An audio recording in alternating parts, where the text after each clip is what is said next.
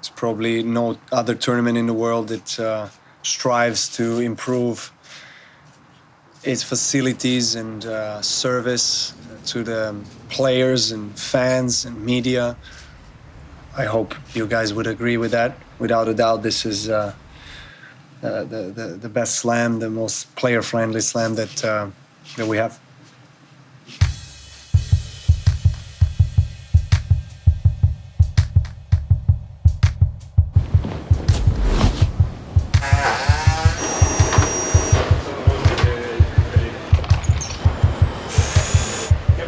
The players in particular at this time of year are all upbeat, they're all happy, they're not tired, they're full of hope for a good year. When you're talking to them, a lot happier, I think, and that's why they call it the happy slam. It really does work like that.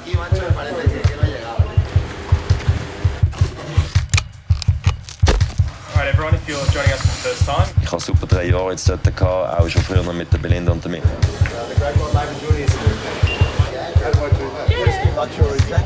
Just down to camera here, please. Sorry. 1 minute. Thank you. What took you so long? And through.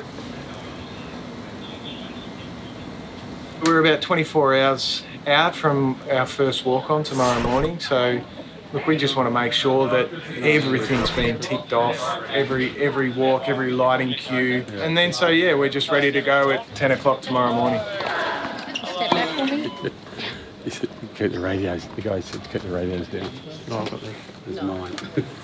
I can't take you out there right now because we've got Rafa warming up. Okay, so it's not much really we can get on the court. You know, we're trying to rehearse a walk, but obviously people are trying to go about their job as well.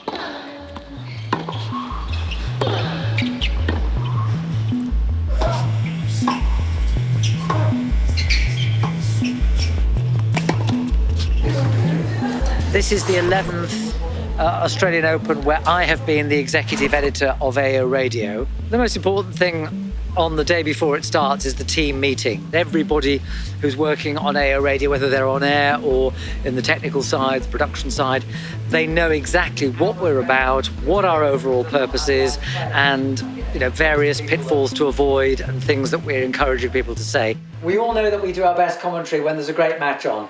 But the sign of really good commentators is that they do good commentary when there isn't massively good material to work off. And that's the challenge we've always risen to in the past, and I encourage you to rise to it again on this occasion. I'm always confident in the team, but I am vulnerable to a match suddenly going to 5 sets, and I have to rejig my roster. That's what could keep me awake at night.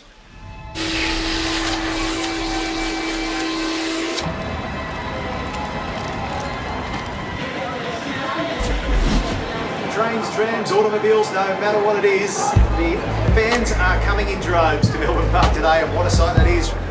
With the following players, please report to the match call area for your escort to court. 1 minute left on the break, 1 minute.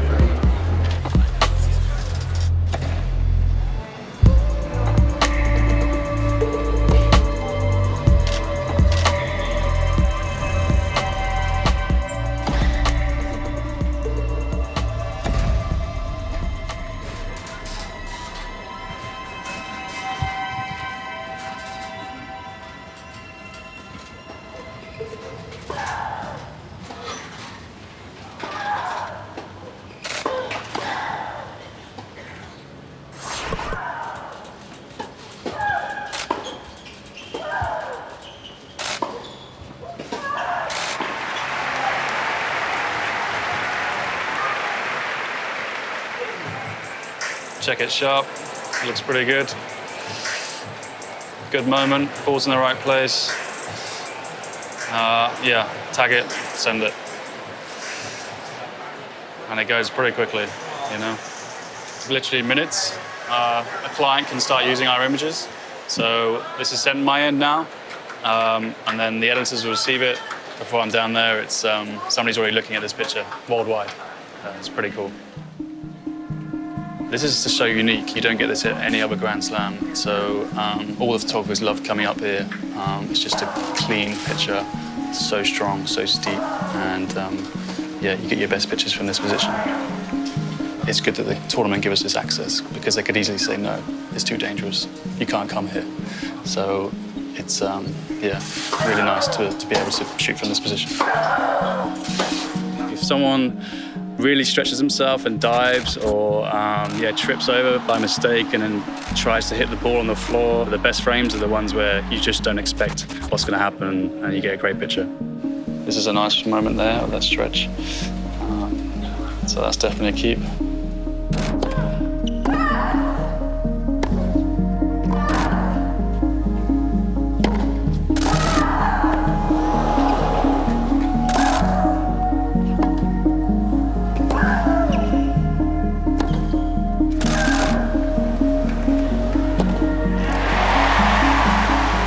Yeah, brilliant.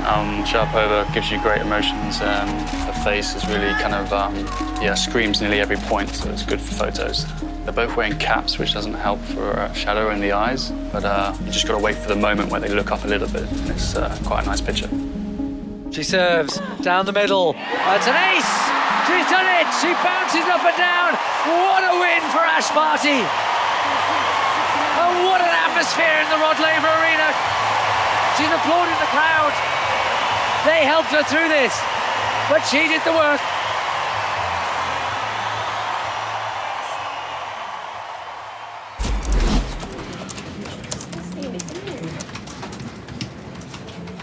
I've enjoyed a couple. I've enjoyed writing about Naomi Osaka, who I interviewed at the beginning of the tournament, who is really great to interview. She's just so honest, deadpan face, but says a lot of funny stuff. Whether she means it or not, she's always entertaining. I don't want to sound rude to you guys, right? But like, when I sit here, it's like you guys aren't real people. I've also enjoyed writing about Stefanos Tsitsipas because I find him very fun to watch. Goes into the body of Federer, backhand return, forehand from Tsitsipas, into the corner, winner! That is a great set for Tsitsipas. Great attitude, really good resilience. He's charismatic on court. He believes he's going to be #1 in the world. And he plays, he's playing some big matches on big stages. And he looks like he belongs, and he looks like he thinks that this is where he's going to be soon. His rise has been incredibly quick, from nowhere to 15 at the end of last year. He's already going to be moving up again. So I think we're going to be seeing a lot more of him. This guy can mix it with the best. Hey, I'm looking forward to the next 10 years. And it's been amazing to see Francis Tiafoe this week, getting all the way through to the quarterfinals. That's a great story. He's a really great guy, very honest when you talk to him, leaves it all out there on the court. You can see how charismatic he is. I mean, I think so far he's punched about 5 things. He's punched himself, the chair, the court. I don't know what he's going to punch next. Hopefully not somebody, but his celebrations are as good as his performances. Happy birthday message ringing around the grounds now.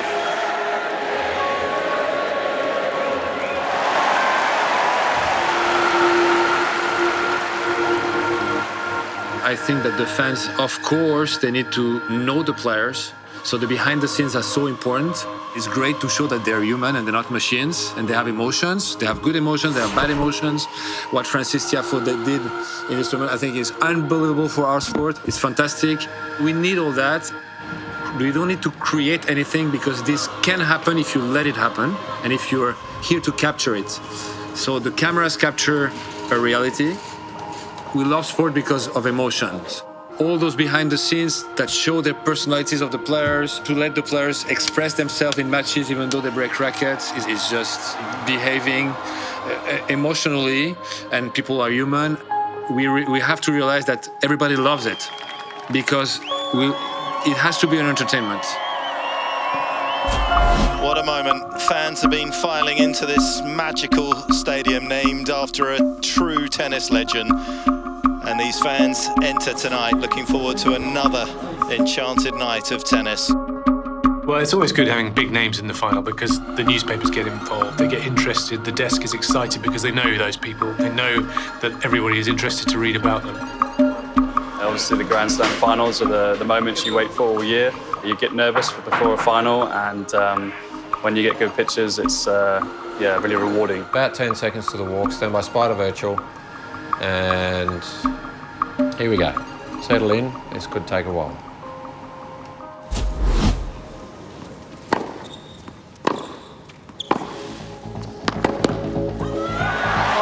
shot from Osaka, but what was Kvitova doing going down the middle after opening up the whole of the forehand wing?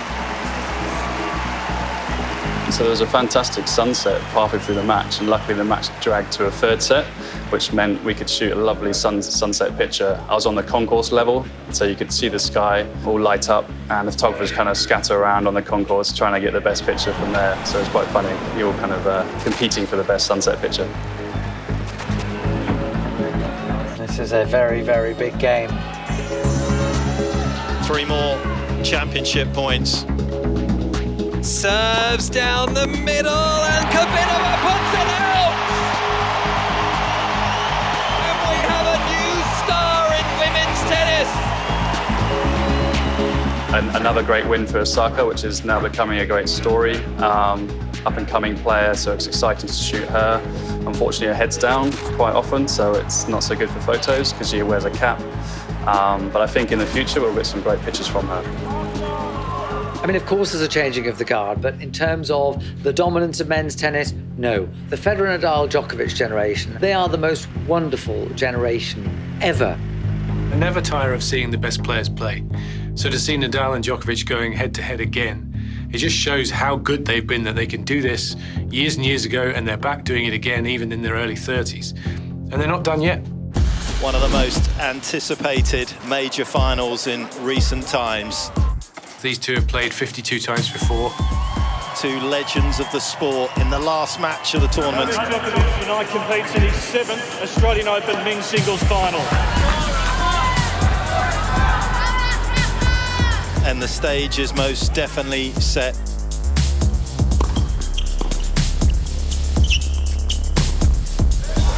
That is sumptuous.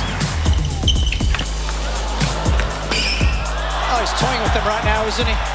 This was billed as the clash of the titans, and one of them is completely outclassing the other.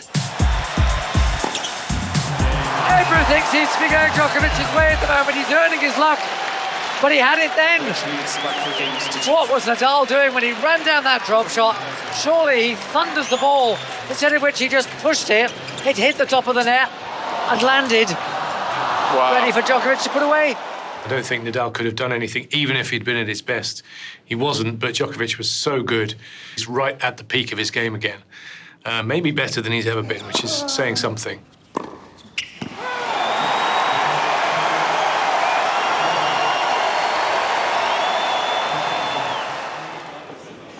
Really interesting to be so close. Novak didn't make any mistakes. He was just so good. And yeah, a bit too good for Rafa today. He made a really good shot at the end where he went on his knees and gave it up quite big. He looked to the sky and then kind of his fist pumps.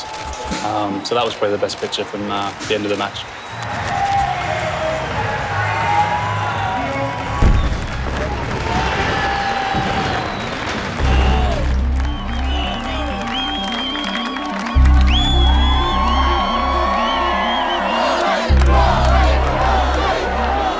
Happy. Our heart is fulfilled of happiness, and for him, for his family. We are now happiest people in world.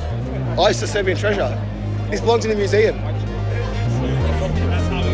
Yeah, he won the titles in these shoes. This is a world record shoe.